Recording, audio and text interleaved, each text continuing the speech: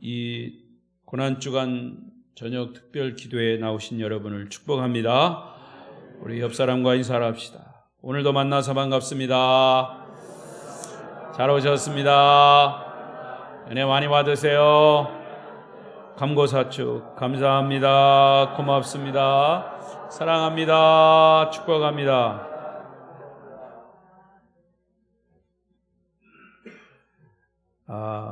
하루하루 시간이 빠르게 지나가고 있습니다. 오늘 고난주간 수요일을 맞았습니다. 오늘과 또 목요일, 금요일까지 계속 되겠습니다. 이번 고난주간에는 예수님께서 십자가에 달리시면서 십자가 상에서 말씀하신 7마디의 말씀을 우리가 시간마다 이렇게 묵상하고 있습니다. 오늘 말씀의 주제는 가상 7원 중에 5번째 말씀인 내가 목마르다 라는 말씀의 주제의 고통의 삶이 되겠습니다. 예수님께서 하신 말씀을 다 통틀어서 가장 짧은 말씀이 있다 하면 오늘 십자가상에서 하신 이 다 이루었다 혹은 내가 목마르다. 그런데 이 내일 할 말씀들을 다 이루었다라는 단어와 오늘 말씀하는 내가 목마르다 다 십자가상에서 하신 말씀인데요. 이 십자가상에서 하신 말씀 중에도 가장 짧은 내가 목마르다. 우리말에는 내가라고 하는 것과 목마르다라고 하는 이 두 단어처럼 들리지만 헬라어 원어에 보면 딥소라고 하는 단어가 하나로 되어 있습니다. 한 단어입니다. 딥소. 내가 목마르다. 그런 뜻이에요. 그러니까 주님께서 십자가 고통의 최절정 중에서 토해내신 이 고백이 내가 목마르다입니다. 여러분 지금부터 제가 하는 말씀을 좀 잘 연결지어서 들으시기를 바랍니다. 조금 긴장하시고 들으셔야 합니다. 사실은 오늘 제가 이렇게 말씀을 드리고 그 다음에 준비된 영상을 틀어주면 그것이 조금 더 구체적으로 보여지는 어떤 정말 가슴 두근두근한 그런 영상일 수 있는데 오늘따라 영상에 잘 안 된대요. 그래서 영상은 안 나옵니다. 그 대신 제가 영상으로 말을 할 때 여러분이 영상으로 한번 이렇게 묵상을 하시기 바랍니다. 이 설교를 준비하면서 현대의학으로 본 예수 그리스도의 고통, 현대의학으로 본 예수 그리스도의 고통이라고 하는 이 책을 보았습니다. 그 책은 트루맨 다윗이라고 하는 의사가 예수님의 십자가의 정황을 겟세마네 기도에서부터 십자가에서 운명하시기까지의 그 정황을 중심으로 오랫동안 고증을 통해서 쓴 의사가 쓴 책입니다. 그러니까 한마디로 예수님의 십자가의 고통을 아주 적나라하게, 제가 그 일부분 이렇게 뺀 부분도 있습니다만 너무 길어서 요약을 했어요. 이미 여러분들은 다 성경에서 아는 그런 사실이지만은요. 그러니까 예수님의 십자가의 고통이 얼마나 끔찍한 고통이었나를 증명하는 그런 책입니다. 자, 예수님의 육체적인 고난은 어디서부터 시작이 되느냐 하면 겟세마네 동산의 기도에서부터 시작이 됩니다. 여러분 아시다시피 겟세마네 동산의 기도하실 때 예수님께서 어떤 모습이셨습니까? 기도하시면서 어떤 현상이 나타났죠? 땀을 피같이 흘리셨다. 피 같은 땀을 흘리셨다 그랬어요. 그런데 흥미로운 것은요, 마태, 마가, 누가, 요한복음 있죠. 복음서에 보면 마태, 마가, 누가복음서. 근데 특히 이 누가복음 22장 44절 이 부분에서만 예수님이 이 기도를 하시면서 땀을 피같이 흘리셨다. 자, 여기 나왔네요. 읽어보십시다. 시작. 예수께서 힘쓰고 애써 더욱 간절히 기도하시니 땀이 땅에 떨어지는 핏방울 같이 되더라. 누가복음입니다. 마태복음이나 또 마가복음이나 요한복음에는 이런 표현이 없다는 거예요. 근데 누가복음을 기록한 사람이 누구예요? 누가입니다. 외우기도 쉽잖아요. 누가복음을 썼어요? 누가가 썼어요. 근데 누가의 직업이 뭐다고요? 의사입니다. 누가가 쓴 책이 또 하나 있어요. 사도행전입니다. 사도행전도 이 기적적인 그런 역사들이 많이 나와요. 의술로 이 증명할 수 없는, 그러니까 베드로와 야고보가 성전에 올라갈 때 안진뱅이를 일으킨 사건, 이게 누가가 의사로서 사도행전을 기록할 때 나오는 그런 역사들이 사도행전에 많이 있죠. 자, 그와 같이 의사인 누가가 이 누가복음을 쓰면서 예수님이 기도할 때, 겟세마네 동산에서 기도할 때의 모습을 이렇게 표현했다는 거죠. 과연 그런 일이 있을 수 있을까? 기도할 때 사람이 애쓰다 보면 땀방울이 핏방울이 될 수 있나? 자, 더 흥미로운 것은 현대 의학자들이요, 과연 이런 일들이 일어날 수 있는가라고 하는 의심을 가지고 연구를 거듭한 결과 이런 현상이 히마티디로시스, 이거 어려워. 히마티디로시스. 자, 이게 이제 외국어입니다. 히마티디로시스의 현상인데, 자, 읽어보겠습니다. 극도의, 시작. 극도의 감정적인 과로 상태에는 작은 모세관이 땀샘에서 파괴되어 피와 땀이 섞이는 현상이다. 이게 의학적으로 증명이 된 겁니다. 의학적으로. 히마티디로시스 현상이라는 거예요. 그러니까 극도의 감정적인 과로 상태에 작은 모세관 혈관이 터져가지고 땀샘에서 터져서 피와 땀이 섞여서 나올 수 있다는 거예요. 여러분, 얼마나 애쓰고 힘쓰고 기도하셨으면 땀이 핏방울이 되어 나오셨을까? 이렇게 피와 땀을 흘리시며 겟세마네 동산에서 기도하신 후에 그 동산에서 로마 병정들에게 체포가 되십니다. 예수님은 산헤드린 공회와 대제사장 가야바 앞으로 끌려가셨습니다. 그런데 여기에서 처음으로 몸에 상처를 입게 되십니다. 그 상처는 무엇 때문이냐?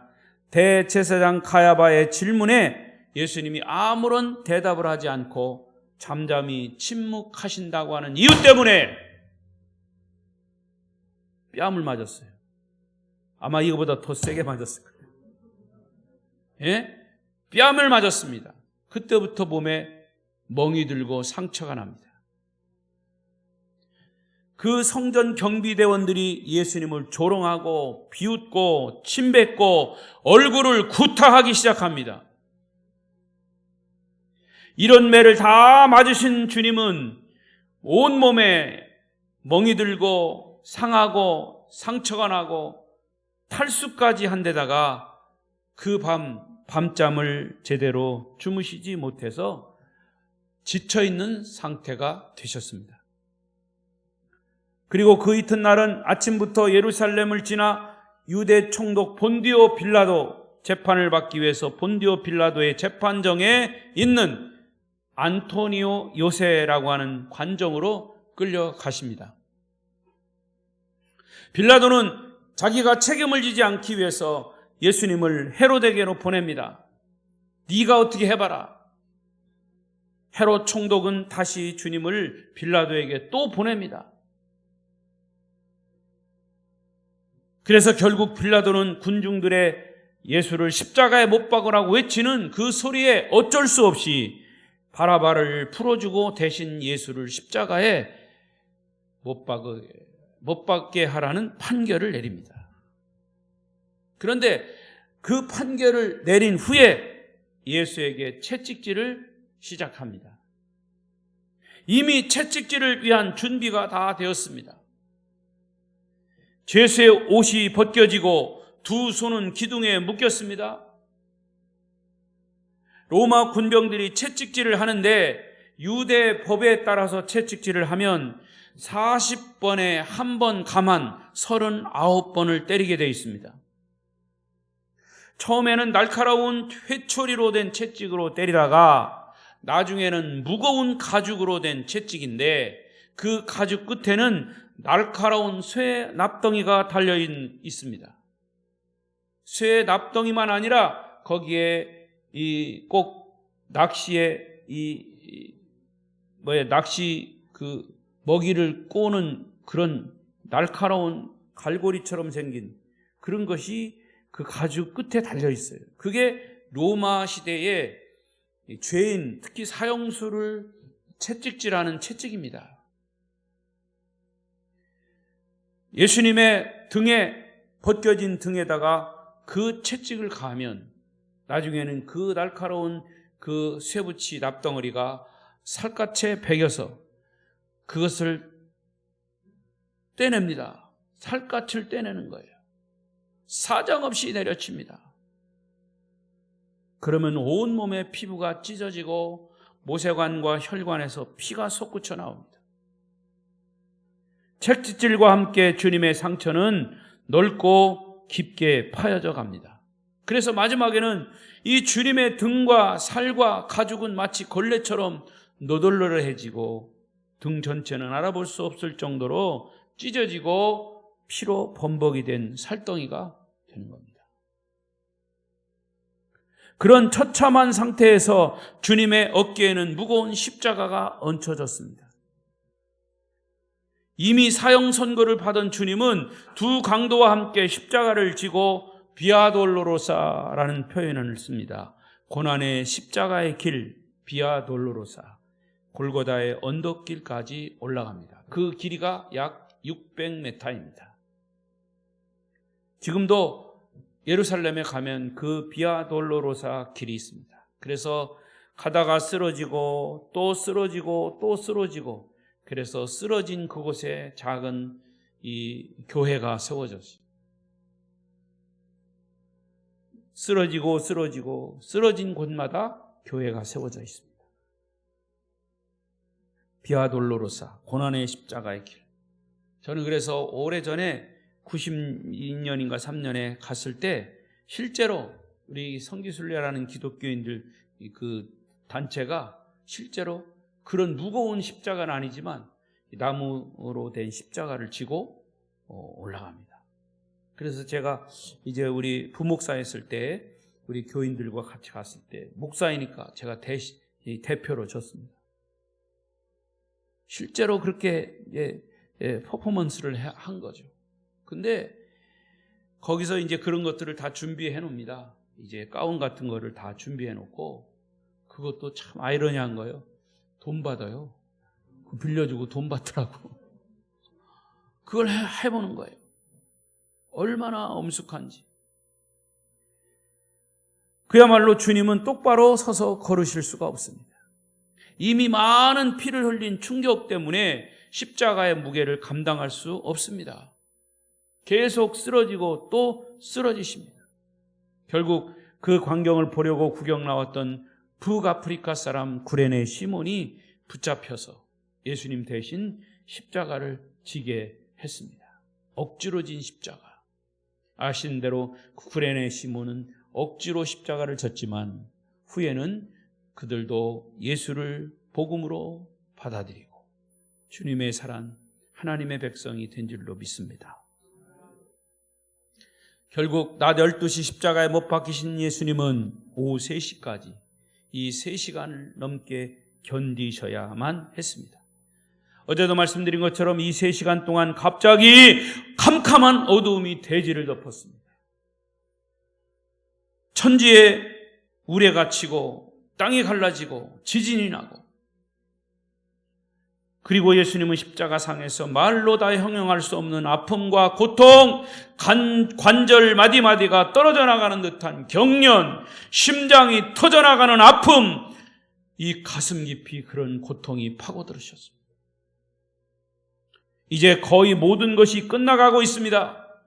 세포 조직의 분비액의 유출, 위기 상태에 이르고 압축된 심장은 무겁고 그나마 남은 피를 세포 조직에 보내기 위해 애쓰고 시달림 받는 이 폐는 약간의 산소라도 이제 흡입하려고 필사적인 노력을 계속하고 있습니다. 이게 예수님의 그 고통당하시는 몸에서 육체적으로 일어나는 현상들입니다. 물과 피를 다 쏟아내신 상태에서 주님은 마침내 절규하십니다. 내가 목마르다. 내가 목마르다. 이것이 바로 트루맨 데이빗 박사가 그 책에서 구체적으로 쓴 내용입니다. 더 자세한 내용은 많이 있는데도 많이 함축한 거죠. 사실 이 시간 우리가 잘 알고 있는 패션 오브 크라이스트의 이 장면이 굉장히 상세적으로 이 성경에 근거해서 그 영화를 찍은 거죠.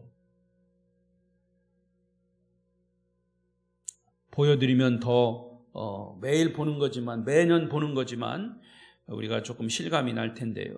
아무튼 이렇게 예수님은 십자가에서 고통을 당하셨습니다. 자, 그렇다면 예수님께서 이런 고통 가운데 십자가에서 죽으신 이유가 무엇입니까? 어제도 계속 그 이유를 말씀드렸지만 오늘 이 요한복음상에서 나타난 말씀, 이것을 우리가 그 이유를 찾아보려고 합니다. 첫째는 이 고통 가운데 예수님이 십자가에서 죽으신 이유가 뭐냐? 첫째는 참 사람이 되시기 때문입니다. 참 사람이 되셨기 때문에. 시작. 참 사람이 되셨기 때문이다. 참 사람이다. 여러분, 또 이 요한복음의 전체 주제는 Son of God입니다. 하나님의 아들. 누가복음의 주제는 이 인자입니다. 인자. 역시 사람의 아들. 그런데 요한복음의 주제는 하나님의 아들이에요. 그러니까 예수님이 하나님의 아들임을 증거하는 책이 요한복음인데 오늘 우리가 읽은 말씀이 요한복음이잖아요. 이 요한복음에서 그분의 인간적인 고통을 처절하게 묘사했다라고 하는 사실, 굉장히 중요한 의미가 있습니다. 그것은 참 하나님이 참된 사람으로 오셨다. 신성을 지닌 하나님이 인성을 지닌 하나님으로. 그러니까 우리가 요한복음 1장 14절에 보면 이런 말씀이 있어요. 시작. 말씀이 육신이 되어 우리 가운데 거하심에 우리가 그 영광을 보니 아버지의 독생자의 영광이요 은혜와 진리가 충만하더라. 자, 다시 앞으로 돌려보세요. 말씀이 육신이 되었다라는 것이에요. 말씀이 누굽니까? 하나님이셔요. 그 하나님이 육신이 됐다, 인간이 되셨다는 뜻이에요. 그래서 우리 가운데 거하시며 우리가 그의 영광을 본다 그 말이에요. 하나님은 영이시기 때문에 우리의 눈으로 볼 수 없어요. 그러나 그 하나님이 아들 예수 그리스도가 인간으로 오셨기 때문에 그 아들 예수를 우리의 눈으로 볼 수 있었다는 거죠. 그 영광을 보았다 그 말입니다. 할렐루야. 굉장히 중요한 메시지예요. 즉 그분은 참된 인간이 되셔서 이 땅에 오셨습니다. 인간으로 오셨기 때문에 생애 전체를 통해서 그분의 인간이 경험하는 모든 고통을 겪으신 겁니다. 그것을 요한복음에서 사도 요한이 그렇게 기록한 것이죠. 그래서 예수님은 인간이십니다. 하나님이시면서 하나님의 아들로서 인간으로서 오신 거예요. 때로는 배도 고파하시고 때로는 피곤해하시고, 여러분이 오늘 오전에 얼마나 피곤하셨는지 이 저녁에 이렇게 주무시는 것도 인간이기 때문입니다. 목말라 하시고 외롭고 시험 받으시고 오해당하시고 배신당하시고 슬픈 눈물을 흘리시고, 그리고 마지막에 십자가의 그 최악의 고통을 감내하신 겁니다. 인간이신 예수 그리스도. 예수님 자신은 죄가 없으셨습니다. 오직 저와 여러분의 죄 때문에 이 고통을 받으신 거예요. 자, 히브리서 4장 15절 16절을 보십시다. 시작. 우리에게 있는 대제사장은 우리의 연약함을 동정하지 모든 일에 우리가 똑같이 시험 받으신 이로되 죄는 없으시니라. 아멘.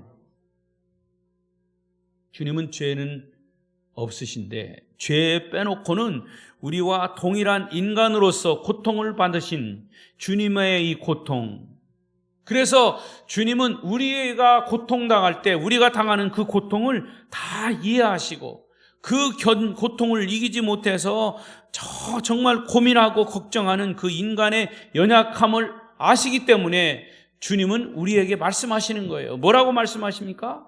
내가 너희의 고통을 이해한다. 고통받는 자들이여, 고난받는 자들이여, 은혜의 보좌 앞으로 나오라. 십자가 앞으로 나오라. 주님이 말씀하십니다. 여러분, 예수님이 지신 이 십자가는 우리 사람들이 겪는 모든 고통을 해결하는 유일한 길임을 믿으시기 바랍니다. 여러분이 겪는 고통, 고독, 고난 다 고자 돌리며 고통, 고독, 고난, 이것을 주님은 다 아시고 계세요. 그래서 여러분은 십자가를 볼 때마다 주님의 초청을 떠올리십시오. 다 내게로 오라. 내게로 오라. 십자가 앞으로 나오라는 거예요. 그러면 다 해결된다는 거죠. 자신이 고통의 삶을 사셨고 슬픔의 삶을 사셨고 고독한 삶을 사셨기 때문에 우리를 오라고 하셨고, 또 그런 삶을 사시기 위해서 이 땅에 사람으로 오신 겁니다.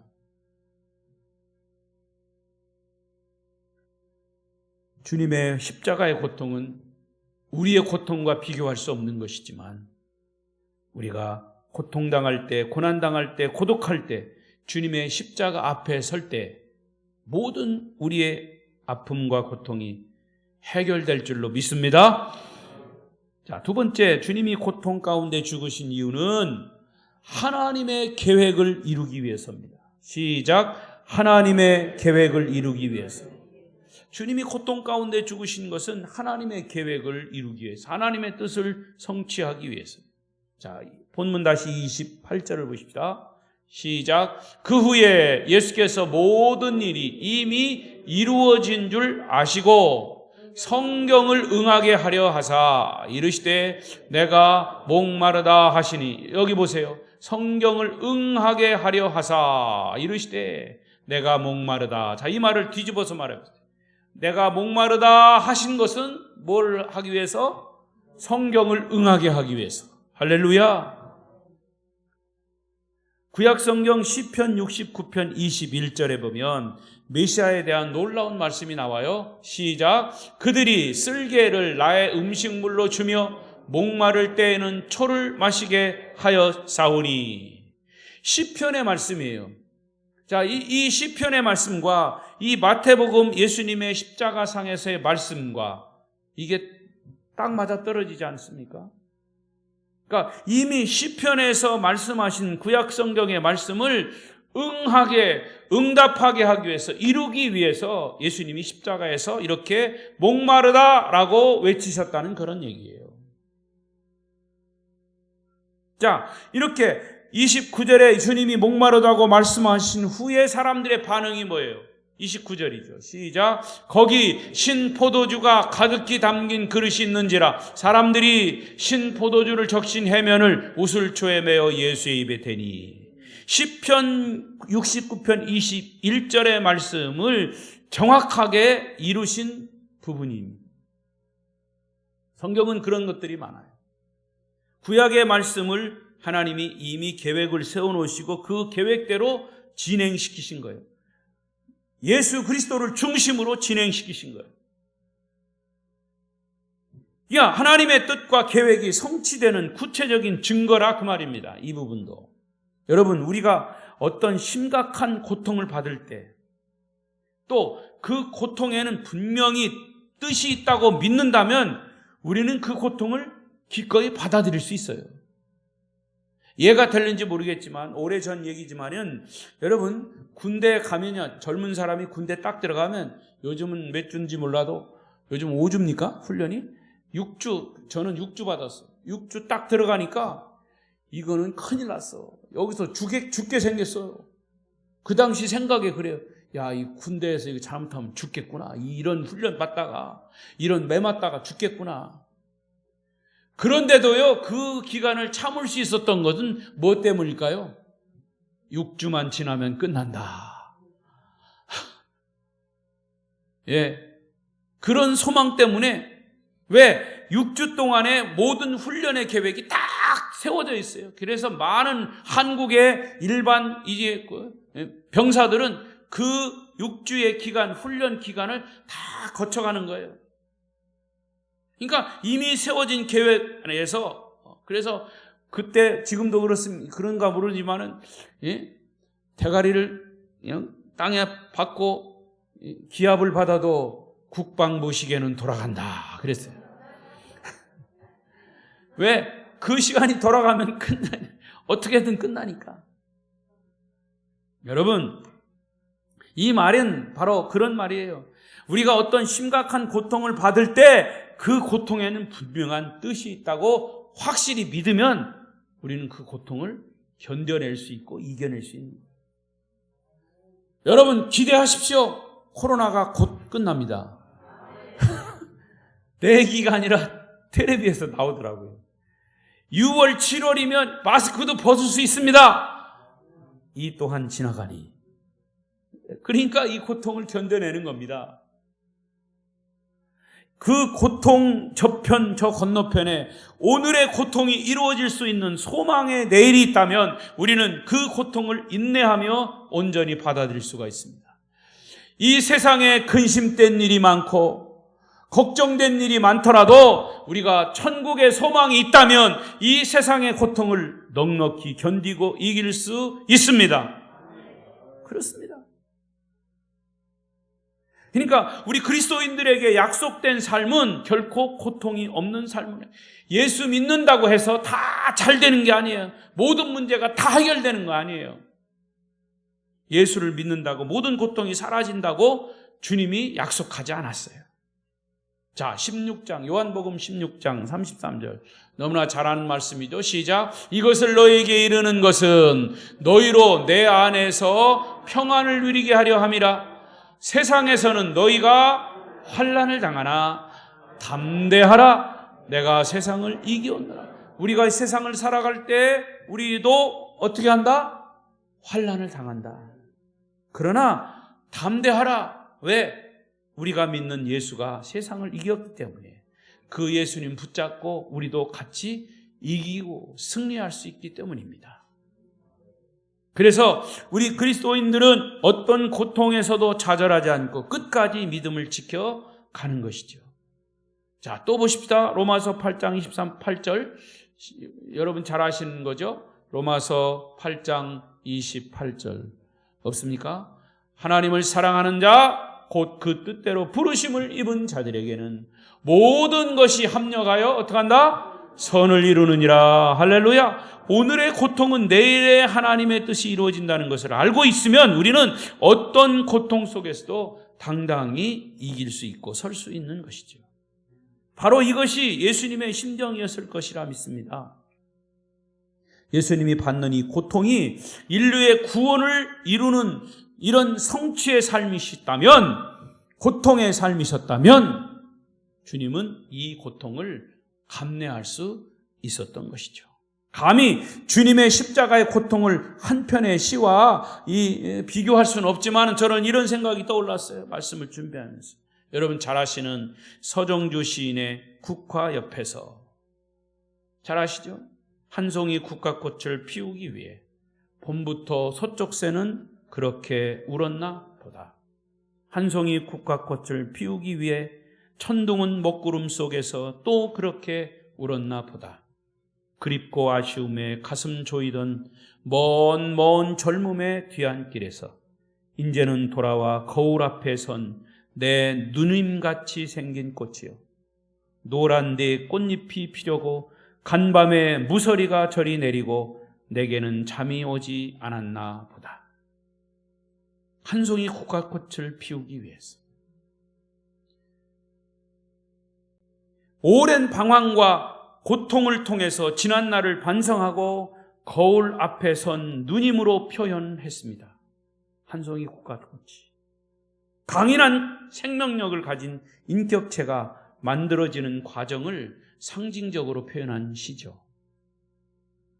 물론 예수님의 십자가의 고통과 고난과 이 십자가사에서 승리하시는 부활을 이 시와 비교할 수 없지만 이것은 다 하나님의 계획에 따라 예수님의 고통이 인류의 구원을 가능하게 할 수 있었다는 사실 때문에 저와 여러분은 여전히 소망을 갖고 행복할 수 있는 것입니다.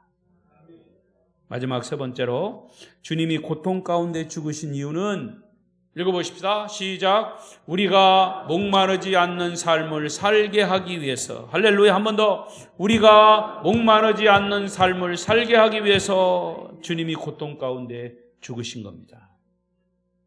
어떤 신학자는요, 예수님의 삶을 역설적인 삶이다라고 표현했습니다. 역설이란 말을 여러분 아시죠? 우리가 부요해지도록 예수님은 가난해지셨고, 우리가 기쁨의 삶을 살도록 예수님은 슬픔의 삶을 사셨고, 우리가 평안을 누리도록 주님은 고통을 당하신 삶. 그래서 주님의 삶은 역설적인 삶이셨습니다. 우리가 천국의 영광을 누리게 하기 위해서 주님은 십자가에서 지옥의 세계를 경험하셨습니다. 역설적인 삶이셨습니다. 여러분, 지옥이란 어떤 것입니까? 지옥은요, 다른 표현도 많이 있지만 지옥은 목마름의 끝이다.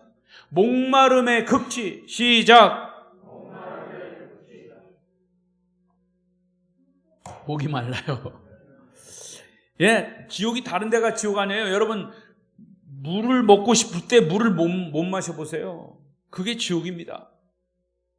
그래서 누가복음 16장 24절에 보면 지옥에 간 부자는 고통 중에서 저 멀리 있는 아브라함을 보고 이렇게 호소합니다. 시작. 불러 이르되 아버지 아브라함이여 나를 긍휼히 여기사 나사로를 보내어 그 손가락 끝에 물을 찍어 내 혀를 서늘하게 하소서. 내가 이 불꽃 가운데에서 괴로워하나이다. 이게 지옥입니다.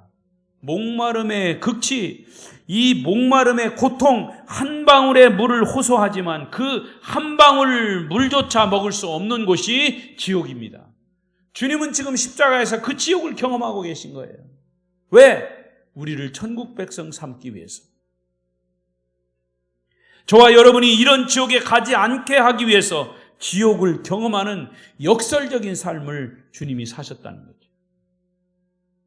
계시록 7장 16절을 또 보겠습니다. 천국의 광경이에요. 시작. 그들이 다시는 줄이지도 아니하며 목마르지도 아니하고 해나 아무 뜨거운 기운에 상하지도 아니하리니. 다시 앞으로 돌려보세요. 이게 어디라고요? 그들이 다시는 줄이지도 않고 목마르지도 않고. 이걸 반대로 해보세요. 그들이 줄이고 목마르고 거기가 어디요? 지옥. 그런데 천국이 어디라고요? 줄이지도 않고 목마르지도 않고. 할렐루야. 주님은 당신이 지옥을 경험하심으로 우리를 천국 백성 되게 하신 것 믿으시기 바랍니다. 말씀을 맺겠습니다.